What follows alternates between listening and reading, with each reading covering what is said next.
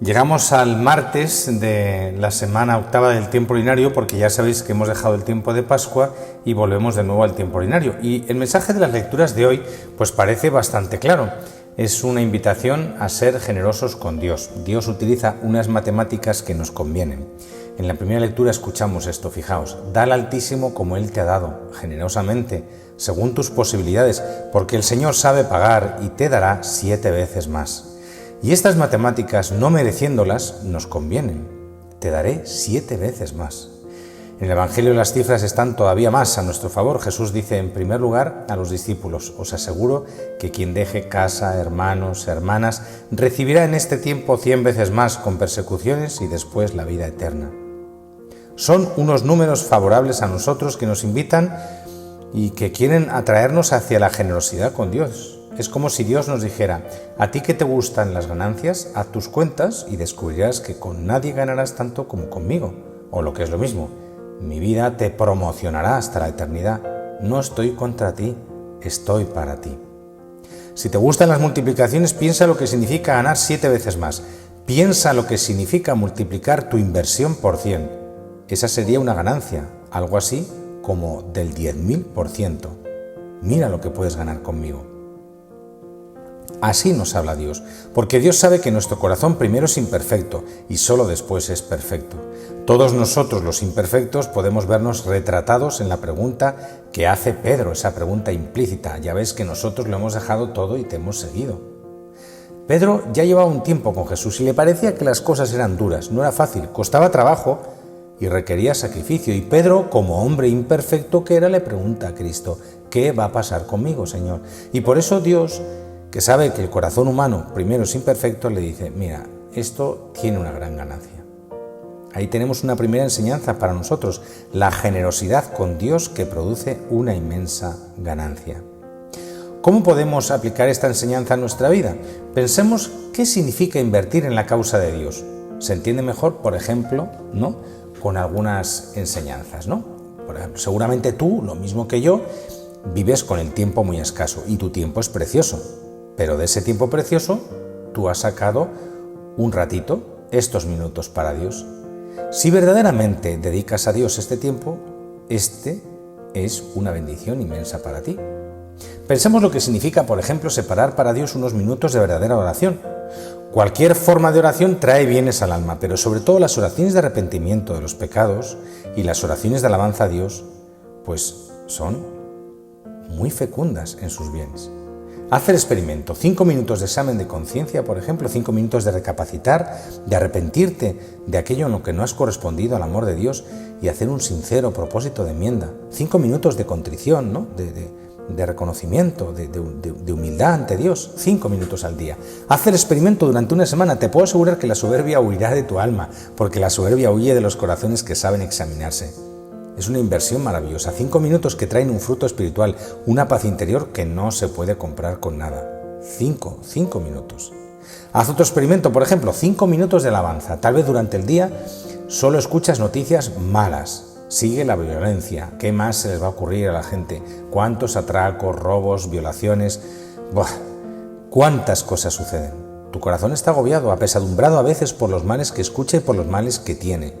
Haz el experimento entonces: 5 minutos de alabanza, 5 minutos que dediques en tu vida para no pensar más en esas cosas malas, para no dar protagonismo al mal. Yo sé que existen cosas malas, pero ¿quién dijo que uno tiene que pasarse todo el día pensando en las cosas malas?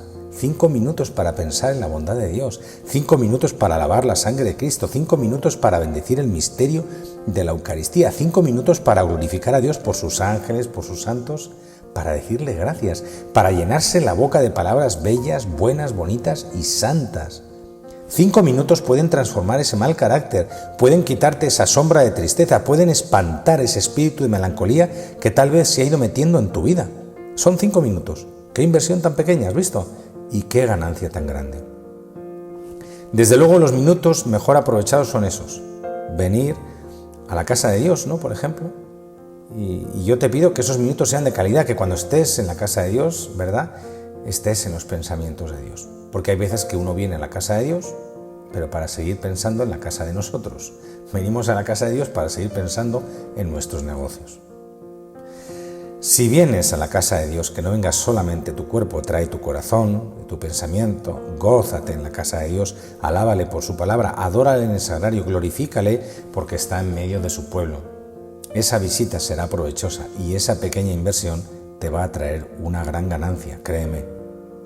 Otro ejemplo, hay muchas familias que se oponen a que sus hijos, por ejemplo, se consagren a Dios. Tengo, ¿verdad?, pues la fortuna de ayudar en alguna promoción de las vocaciones, tanto para hombres como para mujeres, y se puede comprobar muchas veces con tristeza que hay familias que miran pues con verdadera tristeza, con egoísmo o con un alma mezquina la posibilidad de que un hijo se consagre a Dios.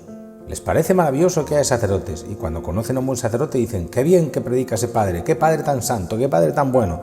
Pero si Dios les dijera, quiero un hijo tuyo para que sea sacerdote, entonces ahí se les acaban todas esas piadosas consideraciones y de repente, como leonas posesivas, retienen a sus cachorros y no quieren que vuelvan a la iglesia. Ha pasado muchas veces.